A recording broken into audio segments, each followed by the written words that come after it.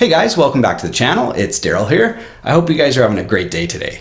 So a couple months ago, I posted a video basically critiquing the 3+3 headstock design. So if you missed that one, I'll put a link above. You can watch that there. But basically the gist of it is talking about guitar companies who make modern guitars based on historic designs and talking about how maybe there's better ways to design the headstock. And basically the issue that I was taking with that design is the strings come through the nut and they get pulled to either side to go to your tuning machines. And that causes sideways tension on the nut, which causes the string to stick and not always return perfectly to tune. Now, some people had big issues on their guitars. Other people said, no, I don't have any issues. It's perfect. So what we're going to do today is to look at a product that will help us maybe fix the geometry of that. Now I should mention that not all 3+3 headstock designs have awkward string pull through the nut.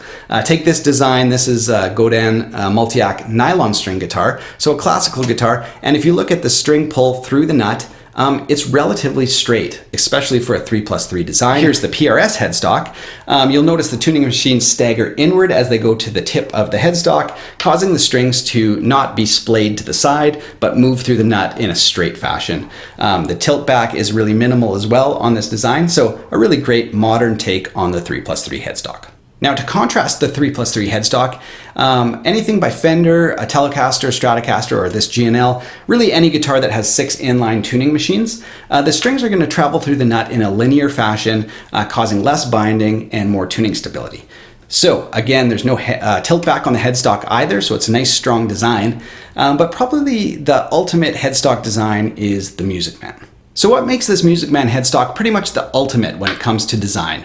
Well, there's a few things. First of all, it's a 4+2, so that enables you to have a really short headstock, so it's shorter than a 6 inline, but it still allows you a straight string pull through the nut.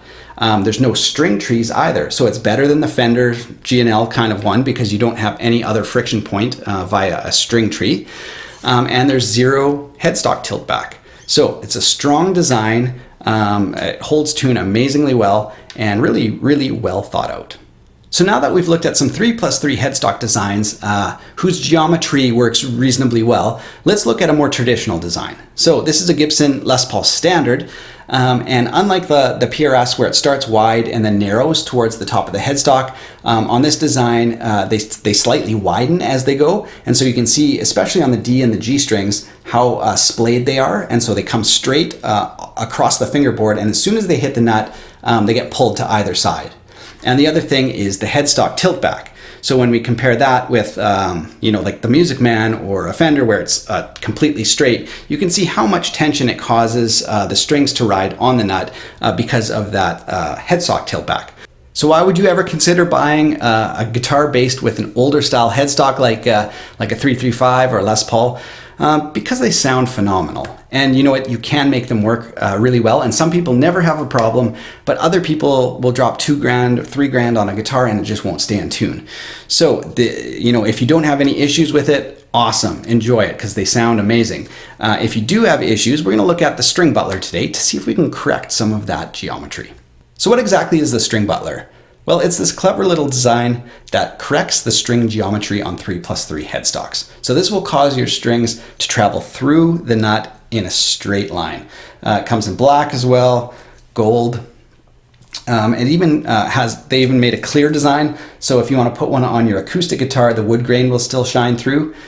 So it won't look too obtrusive on certain designs. So we're going to install them on 2 guitars today. Let's check it out. So this is the before picture of my Epiphone BB King Lucille. I'm going to install the String Butler and let's come back and take a look at it. And here's the before picture on my Epiphone Les Paul Standard. We'll throw the black one on this to go with the black aesthetics. All right, so here's the finished product with the Les Paul. It was super easy to put on. All you need is a socket to pull off the tuning machine, slip the String Butler underneath, and then tighten it back up. That's it. And check out the string geometry. Totally straight through the nut. So night and day to what it was before, especially on the D and the G strings. So I'm going to keep this on here for a couple months and just assess the String Butler, try it out, do a bunch of playing on these guitars, and see if the tuning is improved and if there's any sort of plus or minuses to the String Butler. But so far, yeah, in terms of string geometry, and for somebody who's maybe a little bit more particular like me, This is awesome. So let's take a look at Lucille. Again, that string geometry, especially on the G and the D strings, perfectly straight through the nut.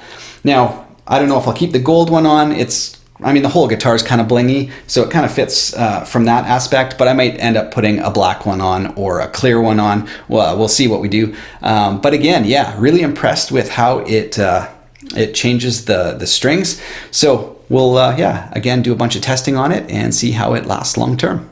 Some final thoughts on the string butler. These things are really well made. They're really strong, well machined, no sharp edges anywhere, nice lowered grooves so it doesn't sit high on the headstock. It's got little string guides. I don't know if you can see that, so the string can ride either up or down on the posts themselves.